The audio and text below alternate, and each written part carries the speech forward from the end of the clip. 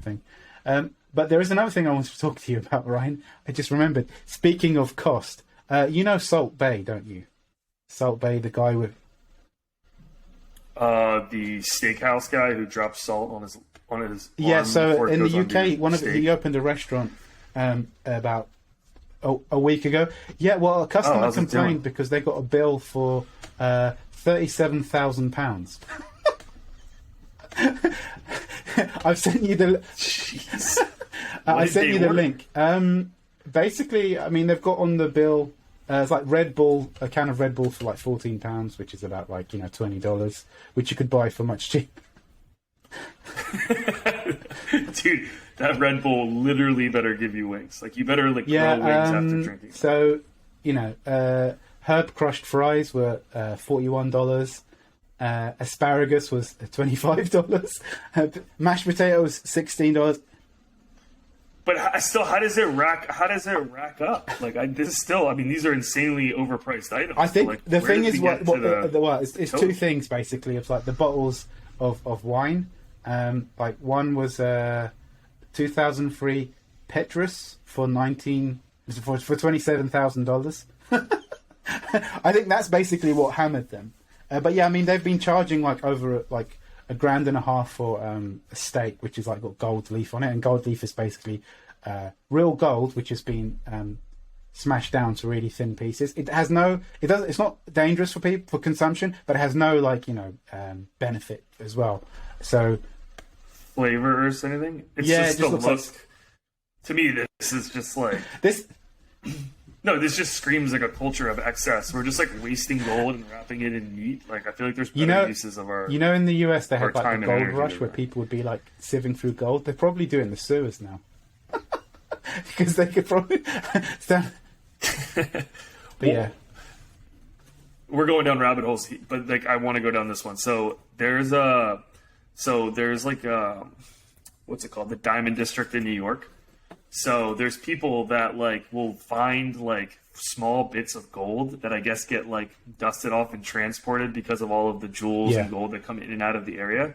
So there's people that like comb the sidewalks trying to find like microscopic pieces of gold, but then it like it can add up. It's still gold that you can melt down and turn into something else. So I was watching this like series about how this guy's full-time job is just to crawl that whole district and just like trying to find small pieces. Yeah, no, because if you get like a blowtorch, because I've seen it, because I've been to jewels in Turkey. If you get like a blowtorch and just burn, all the dust burns immediately. Then you can see the droplets of gold, and because it just melts and moves around, and then you can slowly just like almost like herding sheep, and get all the droplets to go together. So you.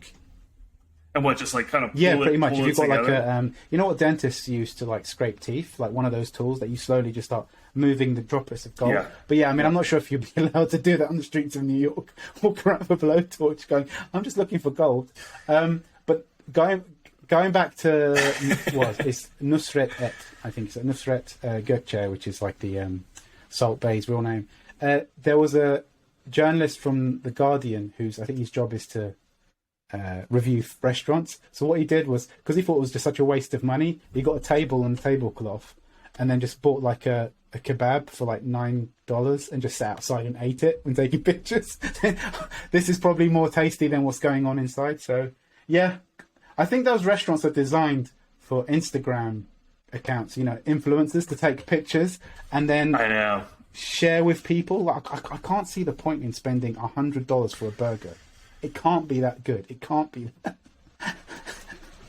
It's not. I think that's why like there's food for me has a point of diminishing return, right? Where it's like no matter how good it is, there's a level that like once you meet a certain threshold, it's not worth the additional price. Like very rare have I ever been like something over, I don't know, 75 USD is worth the price. Like that's an insane amount of money to spend on a meal. So it becomes about more the experience, right?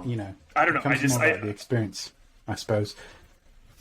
But yeah, I mean, the one thing I will say is that like the way that like these restaurants, their viral marketing strategy a lot of times is like, let's get a bunch of people with a lot of clout and following, bring them into the restaurant, they'll comp the meal, and the people are just like filming this content. So it's like the show around it, right? Like Salt Bae got famous because it's so ridiculous on how he salts the steak. So it's like a lot of it is just like you're paying for the theater of like going out to dinner.